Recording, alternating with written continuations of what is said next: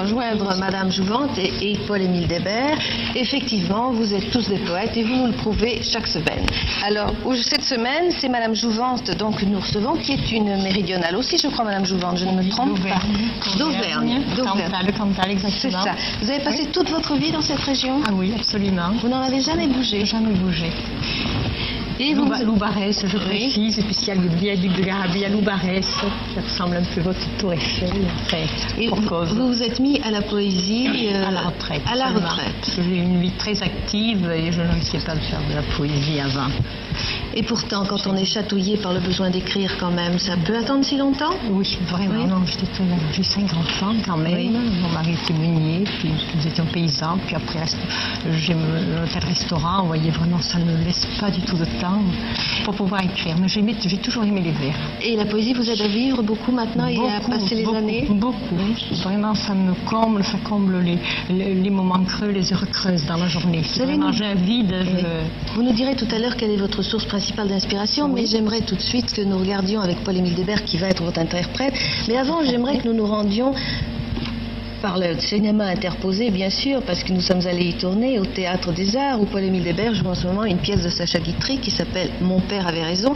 Il nous a semblé que le thème développé dans cette pièce était tout à fait en concordance avec nos mercredis, avec le ton de nos mercredis, c'est-à-dire que la scène que nous allons regarder met face à face, c'est un face-à-face entre un père, Paul-Émile Débert, qu'on va retrouver un petit peu vieilli, un peu blanchi, et son fils Jean Barnet. Et vous allez voir, c'est toute une philosophie sur l'âge que nous allons voir.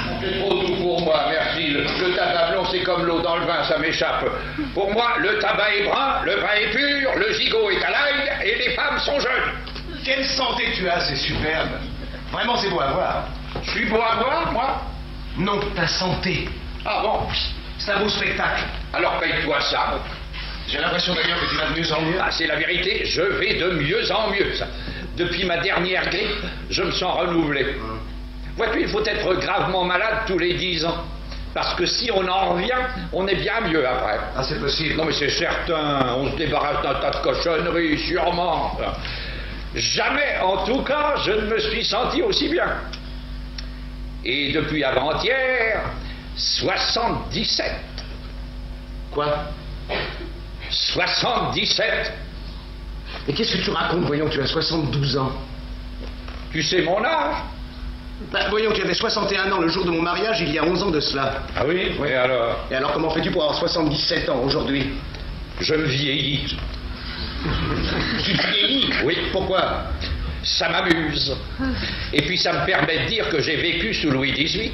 Quoi? Non, mais en réalité, je suis né en 1827. Ah oui, ça te fait 72 ans. Ben oui, mais seulement comme ça, je suis né sous Charles X. Ça, c'est déjà pas mal. Ben non, bien sûr, c'est pas mal, mais c'est moins bien. Si j'avouais mon âge, je ne pourrais plus dire que j'ai vu Louis XVIII. Et tu le dis? Ah oui, souvent, chaque fois que je peux. Oui, j'ai inventé une histoire magnifique à ce sujet. Histoire au cours de laquelle je raconte comment et pourquoi le roi Louis m'a embrassé quand j'avais 2 ans. Ah. Non mais ça c'est flatteur. Fais-la moi raconter un jour à quelqu'un devant toi, tu verras les détails. Ils sont émouvants.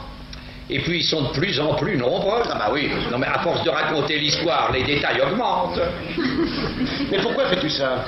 Parce qu'il n'y a rien de meilleur que de faire travailler l'imagination. Et puis surtout, il y a le plaisir. Le plaisir? Quel plaisir? Le plaisir de mentir.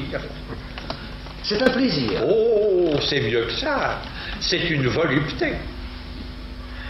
C'est une des plus grandes voluptés de la vie. C'est une joie qui n'est pas fatigante et qui n'est limitée que par la crédulité des autres. Tu vois jusqu'où ça peut aller. C'est une habitude à prendre. Moi, je l'ai prise très jeune. J'ai menti à mes parents, à mes professeurs, j'ai menti à mes maîtresses, à mes amis.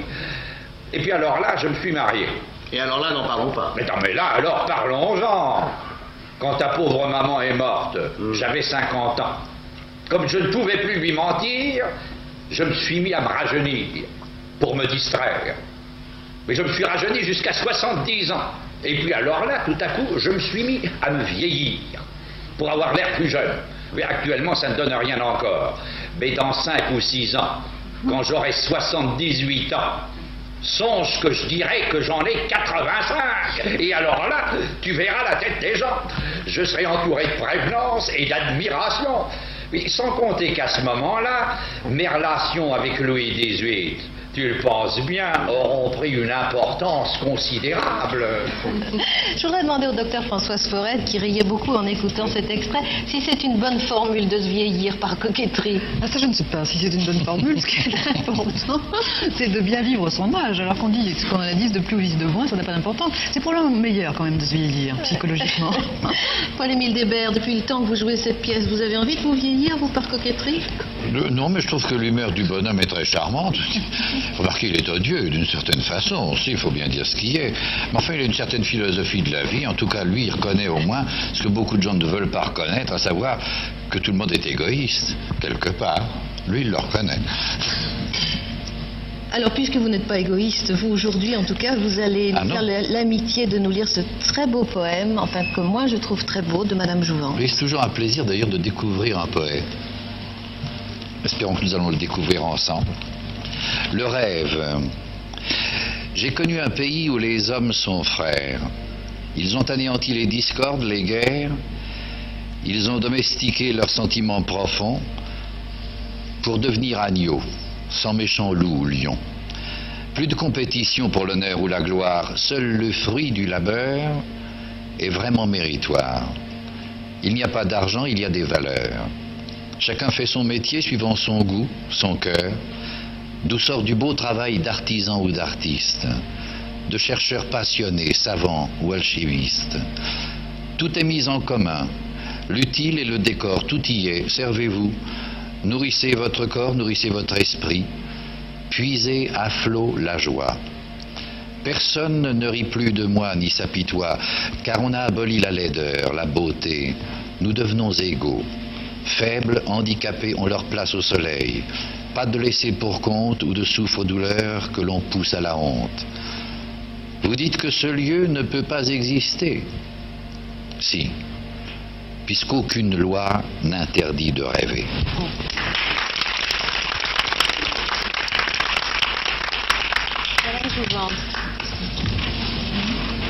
Vous êtes un petit peu ému, là? Oui, parce que c'est d'une certaine façon qui relève un peu. Vous voyez, je ne l'aimais pas trop. Et là, vous le découvrez. Je le découvre, oui, c'est vrai. C'est vrai qu'il est très très bien dit, mais je crois que s'il est bien dit, c'est parce qu'il a plu. Ce qu'il est bien dit. J'aimerais que vous nous disiez, Madame Jouvent, parce que là, on sent une grande humanité, un grand besoin d'amitié, d'affection entre les gens, et puis en même temps, une espèce d'envie de faire revivre les choses, l'artisanat, les choses du terroir. C'est une grande préoccupation, tout ça pour vous? Oui. J'aime le passé, vous voyez, j'aime beaucoup le passé. Parce que j'ai eu une maman qui était très âgée, qui m'a raconté sa jeunesse, qui a été élevée par une grand-mère et des grands-parents qui leur ont raconté aussi, ce qui m'a porté très loin, vous voyez, dans notre foi et dans ce qu'étaient nos racines. Et alors vraiment, j'ai très envie parce que les jeunes d'aujourd'hui sont tellement loin de ce temps où il n'y avait ni confort, ni eau, il n'y avait rien, et où finalement nos anciens se sentaient heureux. Alors qu'ils n'avaient ni argent, qu'ils travaillaient beaucoup.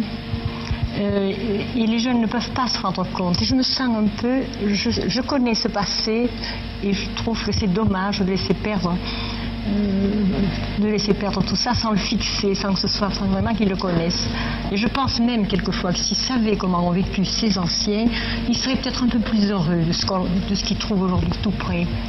Je pense que les choses changent. Paul-Émile Débert, vous partagez cette vue de la vie? Je voudrais poser une question à madame. Si vous dites que ce qui se passait, disons, il y a 2 générations, 150 oui, au moins, voilà. était préférable, vous dites en même temps que les jeunes ne connaissent pas leur bonheur à l'heure actuelle. Voilà. Alors, où se situe la vérité? À quel chemin? La vérité est qu'ils souffrent. Ils n'étaient finalement, aujourd'hui, nous ne voudrions pas vivre comme ils ont vécu. Oui. Mais c'est une comparaison. À ce moment-là, ils vivaient comme ça et ils savaient trouver dans la vie quand même un peu de bonheur. Ils n'avaient pas besoin du confort actuel. C'est-à-dire qu'il n'existait pas, donc on ne le recherchait pas. Mais ce qu'ils avaient, c'est la communication, qui n'existe pas aujourd'hui. Les paysans, autrefois, avaient besoin de se réunir parce qu'il y avait des travaux qu'ils étaient obligés de faire ensemble. De toute façon... ils se réunissaient soit pour le travail, mais ils aimaient se réunir aussi pour des événements heureux. Ils avaient besoin, c'était une solidarité, ils avaient besoin les uns des autres et finalement ils étaient beaucoup plus heureux. Donc, il y avait moins de solitude aujourd'hui. Mais on avait encore le sens de la fête, par exemple. Beaucoup de sens de la fête. D'ailleurs, il faut aller à la campagne, il faut aller dans les provinces pour les retrouver encore. Mais beaucoup moins. C'est quand même beaucoup. Pas assez, selon pas vous. assez, vous voyez. Mais pourquoi? Parce que les gens de la campagne l'ont perdu aussi. Alors. Ils l'ont perdu avec le confort. Oui, avec la télévision. On a moins besoin. Voilà, on a moins besoin du voisin. C'est la télévision. Un petit peu. Ah, vous voyez. Mais le confort, je veux dire, le matériel. Vous voyez, autrefois, il travaillait 15 heures par jour. Il n'avait pas d'argent. Il faisait tout à partir du chanvre qu'ils semaient, de la laine de leurs moutons. Il y avait les métiers à tisser. Ils avaient la viande de leurs animaux. Ils faisaient même leurs outils. Alors, dans les villages. Ça continue quand même. Non, les charrues, elles sont derrière les gros tracteurs. Ils ne font pas, vous voyez. Tout est changé. Alors, ils étaient obligés, vous voyez, de travailler. Mais alors, votre souci, c'est de mettre justement dans la poésie ce que vous regrettez. Beaucoup du passé. Ce qui était bon dans le passé. Oui. Et ce qui devrait nous faire apprécier l'heure actuelle. Parce que je trouve que les jeunes sont vraiment... Il y a quelque chose qui ne correspond pas. Il y a une rupture. Il y a une rupture. Il y a trop de différences de ce que j'ai connu, de ce qu'ils auraient dû être. Ils auraient pu être malheureux à l'heure où ils travaillaient 15 heures par jour, où tout à pied, vous voyez, où ils travaillaient la nuit. Vous avez des enfants, des petits? J'ai 5 enfants et 9 petits-enfants. Et vous avez un dialogue avec eux? Oui, vous leur bien dites sûr. tout ça? Ah oui, ils le lisent un peu. Ils sont restés là-bas? Ils le découvrent, non. Ils sont tous à la ville? Ah, ils sont tous à la ville, oui. Ah, Fini. vous n'avez pas pu les retenir? Non, absolument pas. Non, ils ont préféré. Ils ont préféré. Mais attiré vraiment par la vie de la cité. Non, parce qu'il est vrai que dans les campagnes, vous voyez, il y a le beau côté de la campagne, il y a le côté paysage, c'est très joli la campagne, mais il y a un côté que le citoyen ne connaît pas toujours, surtout dans les petites exploitations, surtout en Auvergne et dans nos coins, dans le Cantal par exemple. Vous personnellement, vous ne quitteriez pas l'Auvergne pour tout l'or du monde? Pas maintenant, je n'ai pas envie, d'ailleurs j'apprécie mon petit coin, vous voyez, j'apprécie beaucoup mon petit coin. Malgré les longs hivers. Malgré les longs hivers. Madame Jouvin, oui, vous vouliez ajouter quelque chose? Je voulais parler de la création que nous avons faite justement à Loubarès, qui est toujours dans ce sens, pour faire revivre les traditions. Pour regarder un peu l'avenir aussi, pas toujours vers... Oui, c'est vrai, oui, mais c'est la comparaison, vous voyez, oui, c'est-à-dire que je suis très bien placée, aidée par d'autres personnes. Je voulais vous demander, Madame Jouvante, si vous avez lu ou si vous avez fait lire ou lu à l'un de vos petits-enfants Le Petit Prince de Saint-Exupéry, si ça évoque quelque chose pour vous, Paul-Émile Débert, sûrement Le Petit Prince. Oui. Non, madame, ça ne non, dit pas grand-chose. Non. Parce que je dis ça parce que je voudrais lancer un appel à tous les téléspectateurs et les téléspectatrices qui nous écoutent, car très prochainement, nous allons évoquer le personnage un peu très, même irréel, qu'était le Petit Prince. Nous allons, à partir d'un extrait d'une pièce, car quelqu'un est en train de remonter le Petit Prince à Paris, et c'est un très joli spectacle. Et alors, nous voudrions parler avec vous de ce que représente ce personnage du Petit Prince, si vous en avez parlé avec vos enfants, vos petits-enfants, si vous leur avez lu, si vous avez envie de leur faire lire, ou même à la limite, si vous avez envie de le découvrir avec nous. Alors si vous êtes un petit peu amoureux du Petit Prince, eh bien écrivez-nous pour nous le dire. Et bien maintenant, nous allons passer à notre autre séquence, Chanson perdue.